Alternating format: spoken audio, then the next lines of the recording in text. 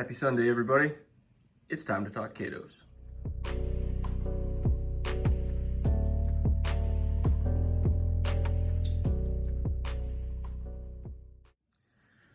All right, jumping into this, I struggle a little bit to determine whether the SD40-2s from Kato or like an SD70 or AC or Mac should be the actual standard bar for quality, and for that matter, the ES44 ACs, because I think they keep the same frame between them and all the other 6 axles except these SD40-2s.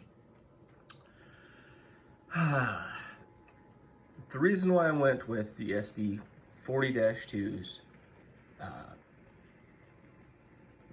they are a little bit more user-friendly when it comes to rail work as opposed to like maintenance. So I'll jump into that in a little bit here, but as long as I got them right in front of us, let's just kind of take a look.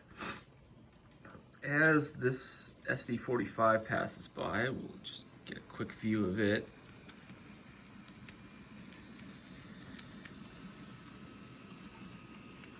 It is one of the older, I want to say mid-90s releases, and there isn't a whole lot of difference in the framework. So if we're considering the low $90 price point, the one thing about Kato is I don't think they change their molds very often, but maybe that's not a bad thing. That SD45 looks almost as nice as these, and these are I think the most current generation release from Kato. I picked these up because I personally need more BN stuff on my layout. I love BN, grew up with BN, they're just some of my favorites. And there ain't a whole lot of BN stuff out there, so when something comes out and available, I generally try to jump on it. But I couldn't really get it on camera, but in the dark, you can really tell there's a lot of light bleed in that SD45 compared to these. Kato really fixed in the last, I think, 2 generations. The cab bleed is negligible. You can have your lights just blaring out the front of this and you have 0 light bleed. So Kato, good on you, excellent fix. I've had these running on my layout for a little while now. I do not like to do reviews without several hours of runtime. So a little bit of dust on here, so please excuse me, but the 7036 in the back and the 6792 up front, they really are nice beginner intermediate models. The price point is on point in my opinion, and the detail's pretty darn good. They're not, scale trains by any means, or Broadway limited, because I'm a little bit of a shill for them. But the only thing I really have a problem with on these, I wish we could finally get painted handrails, but I got no problem doing that, and I'm going to do a video in the future on how to do it. But the trucks kind of have that plasticky look to them, so a little bit of weathering at some point, and I'll hopefully get that cleaned up. That's really the only downside I can see.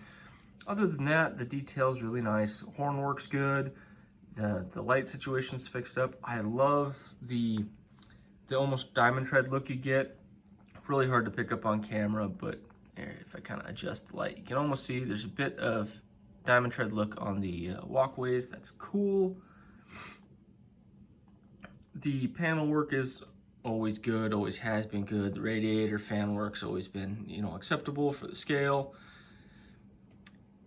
They're just really good all-around models. They're not hyper detailed, so you got to worry about breaking them every time you touch them, and they got just enough realism to pass the test on just about any layout. You do a little bit of weathering on these, and yeah, you have something that look good on an intermediate to even, enthusiast level layout.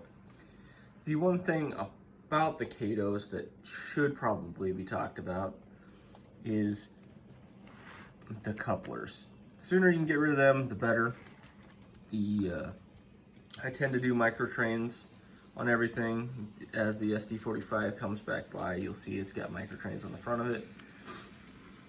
Generally helps in the reverse direction for keeping cars from derailing. The front coupler, although it looks wonderfully scaled, is really short and close to the body. So something to be noted, I generally run at least a consist of 2 on everything. And if you're running a forward reverse type situation, that reverse engine hooked up to the, your car's tighter curves, because that short coupler can tend to pull the cars off the track. If you're running them forward, you have no problem. These things can handle anything. They personally don't derail. You don't have any problems like that. They got really good pickups on these. The only problem you might run into is that short front coupler. So don't just rush out and buy microtrains for 1 or 2 engines. If you buy them in the 10 packs, they're much more affordable. They bring, I think, the cost down to like $3 or something like that, a coupler. Anyway, save up, get a few engines on the layout, and then kind of do everything all at once. It also lets you kind of, as you do it, you can make sure all your heights are set properly, so that's kind of what I recommend there. Coupler PSA aside, I bought these as a bit of an experiment. I've already got several SD40-2s, and if you've watched my channel for any period of time, you'll know that I like to run them pretty regularly. What I have noticed is that SD45 I've had with the Digitrax controller for a while now, and it doesn't seem to have the same problem that my Santa Fe and my older BN had. And I have NCE decoders in those. And pulling a heavy load running down a hill, they tend to kind of speed up a lot, maybe even run away, you might call it. So when I was hunting for these, I thought about doing the DC version and then just putting a cheap decoder, like the $32 NCE, to keep that price point nice and low.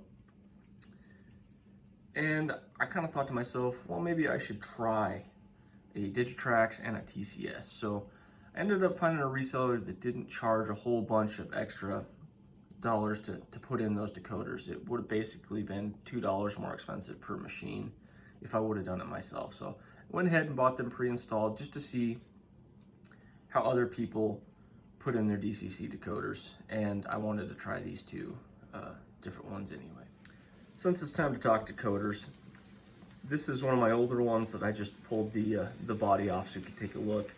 This has that NCE decoder that I was talking about on it, and if you've never seen one of these with the skirt off, they're slightly different than most other Katos. These are strictly put together with compression. All my Aces and Max and ES44 ACs all use the screw technique to kind of hold stuff together. This is potentially one of the downsides that I have for these SD40-2s.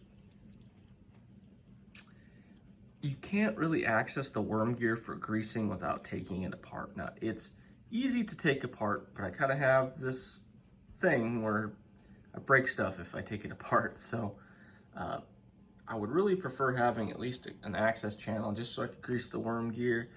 There are access points on the bottom of the trucks for greasing or oiling, kind of depending on however you prefer to do it. So that's nice and easy.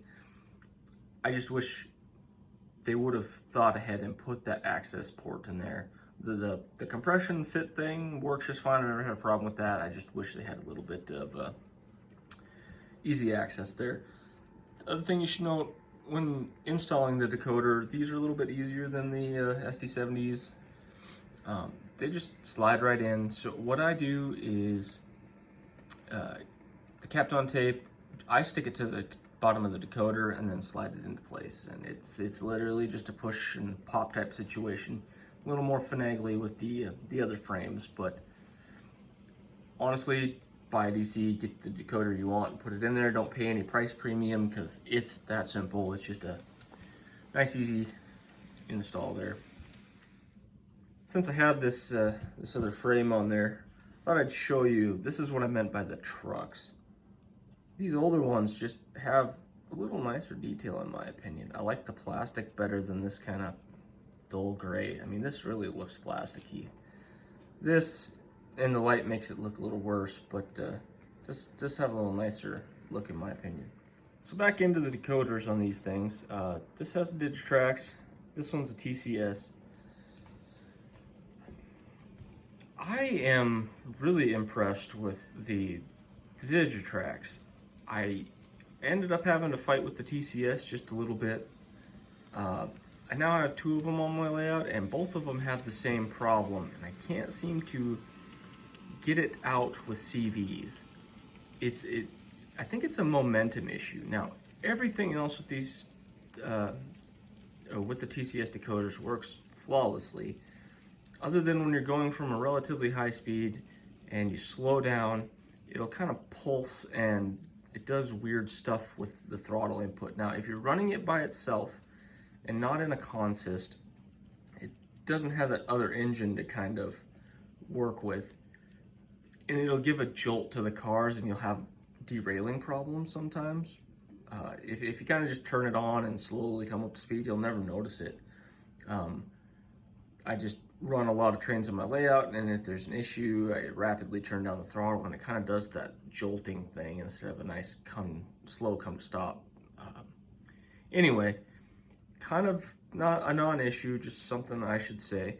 The TCS definitely has better light control than the Digitrax. The LEDs are brighter. I like the way that you can program the CVs, but for the money, I think there's a $10 difference between the TCS controller and the Digitrax. I want to say the Digitrax are close to $36, and these are like $44 a decoder. So you're moving into a little different price point with that TCS decoder. So something to be noted. The Digitrax I've had 0 issues with. I know some people have had some problems with their decoders in the past. I've had really good luck in the recent years. When these are in consist, I don't have any of those problems with either of them with the throttle jolting thing. They did fix the issue that I was having with my NCE decoders. They must have some sort of back EMF in either of these. I didn't actually do the research to find out. I really should have, but coming down the hill, they maintain the speed really good. And I can even put an NCE in consist with them, and there must just be enough interaction between the machines that you don't have to worry about that. So really did fix the problem I was having. So maybe in the future I'm going to start moving towards the Digitrax or TCS decoders, or at least having at least one in my consist to kind of help control that downhill, because I have a fairly steep downhill and uphill gradient on my layout. So yeah, what else is there to say about these? They're just great models. Kato does excellent work on these. They run nice and quiet. They're super reliable. They don't have pickup issues. Decoders are easy to install. They can handle any curve you throw at them. They can pull pretty heavy loads. I can't not recommend these. The price point's really good, and you can easily put in a cheap decoder. Perfect for beginners, easily customizable for intermediate or enthusiast level. They really fit any layout. So really all I have left to say is buy 10 or 12 of them and never look back. Anyway, thanks for stopping by, everybody. I'll see you on Empty Wallet Wednesday. I think we got a good one coming up this week, so have a nice weekend. Bye now.